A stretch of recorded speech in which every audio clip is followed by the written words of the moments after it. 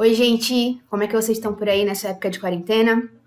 Espero que todo mundo esteja muito bem, que todo mundo esteja estudando bastante para quando a gente voltar à tona de novo, tá todo mundo muito bem preparado para o novo universo do marketing digital que a gente vai enfrentar e que a gente vai encontrar. Aliás, já está encontrando, né? Muitas mudanças de comportamento aí com relação às buscas, com relação à própria postura do Google. Enfim, tá sendo bacana de ver essa mudança que foi abrupta, né? E a gente, como profissional de marketing digital, tá tendo que se adaptar a isso. Bom, mas quem sou eu?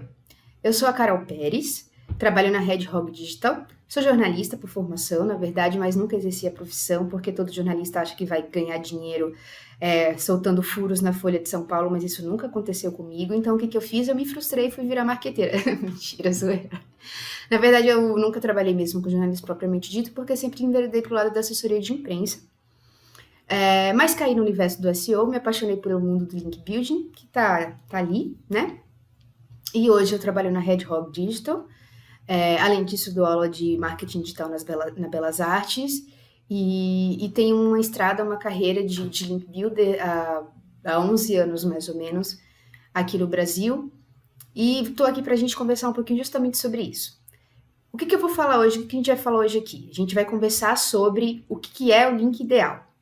Vamos partir do pressuposto que todo mundo sabe o que é link building, então, tá? Link building é uma estratégia de construção de links em que você entra em contato com portais e blogs e whatevers para poder oferecer algum material com conteúdo editorial e, em troca, esse material vai referenciando alguma fonte que pode ser o site que você trabalha ou até mesmo vários clientes, enfim, aí depende. Se você trabalha em agência, você tem vários clientes.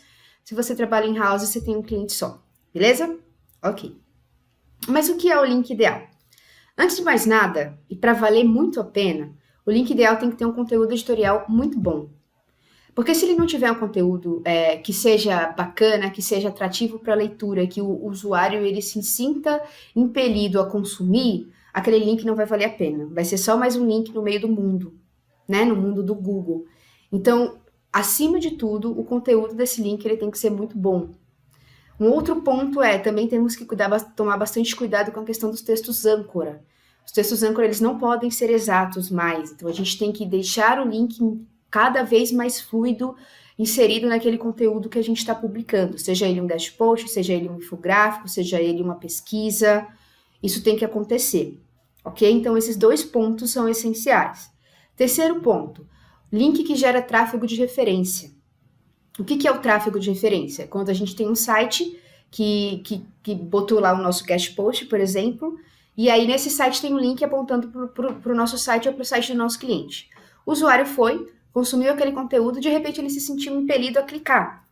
Este clique gera tráfego para o site que a gente trabalhou e este tráfego é o que a gente chama de tráfego de referência, uma referenciação da fonte. Combinado? Beleza. Então vamos lá.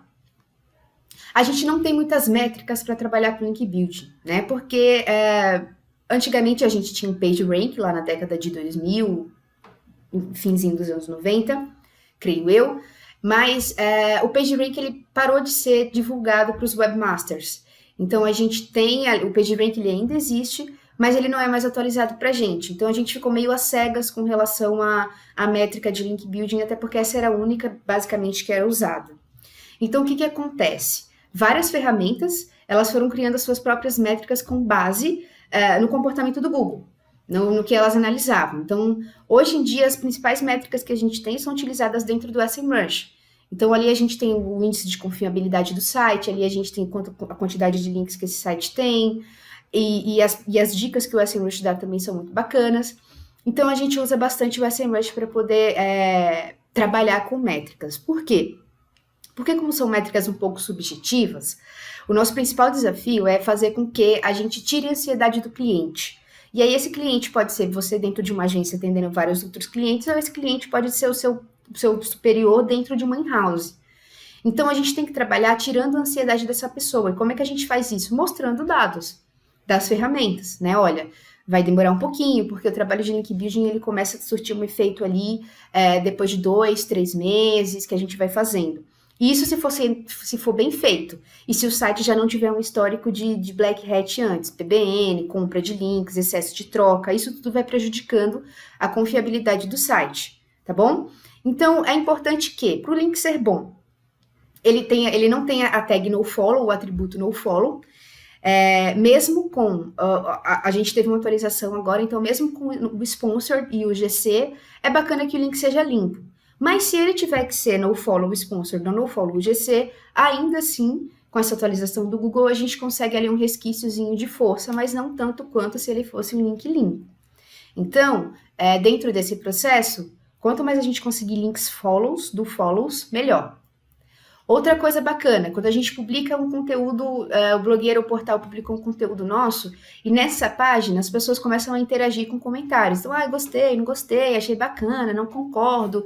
Essa interação é muito boa porque o Google vai entendendo aquele conteúdo que gera uma ação do usuário, né? E a reação do Google é oferecer para a gente essa credibilidade, tanto quanto para o blogueiro que também posta por ali. Então, quanto mais os nossos conteúdos tiverem comentários nos blogs que foram postados, mais bacana é. Uma outra coisa bacana também são os sinais sociais. Então, vamos supor que o portal ou o blogueiro, ele foi lá e colocou a nossa matéria, né, a nossa notícia, e aí ele publicou isso nas redes sociais dele. Se lá nas redes sociais dele acaba gerando ali comentários, acaba gerando interação também, seja no Facebook ou no Instagram ou em qualquer outra rede, isso também é muito bom. Sinais sociais são fatores interessantes e que o Google observa e que a gente vai ganhando mais credibilidade. Uma coisa bacana também são as menções, né? Quando a gente é mencionado como referência. Então, por isso que eu sempre digo que é bacana, mesmo se for um site e-commerce ou se for um site institucional, é muito interessante que a gente tenha um blog para a gente poder produzir conteúdo sobre o nicho de atuação e que esse conteúdo seja feito de uma maneira inédita. E além de ser inédito, que ele tenha também poder editorial, ou seja, com pesquisas do mercado para o qual está inserido, com opinião de especialistas, porque aí, se algum jornalista ou algum blogueiro precisa referenciar alguma fonte, ele acha esse conteúdo, ele acaba referenciando, vi isso aqui no site X. E aí bota um linkzinho lá pra gente. Isso é muito bacana e é a forma mais natural da gente conquistar link, tá? Inclusive, deveria ser a mais correta. O número de links também é uma métrica subjetiva, mas que ajuda. Quanto mais links a gente tiver em domínio único, mais credibilidade o nosso site vai ter, mais força de domínio ele vai ter, e mais crescimento ele vai tendo dentro do nicho de atuação. Então, é aquela questão da confiabilidade do site realmente ser confiável, do site realmente ter poder e domínio sobre o que ele aborda, independente de se for um site que vende tênis ou se for um site que vende pomada para bebê, por exemplo, tá? Todos têm que ter a sua credibilidade dentro do seu nicho de atuação. Então, o número de links, quanto mais a gente tiver links, melhor é para poder a gente ir ganhando essa relevância e ganhando essa diversidade, tá? Então, não esqueçam nunca, sempre que você vai conquistar um link, é importante você prestar atenção em tudo isso.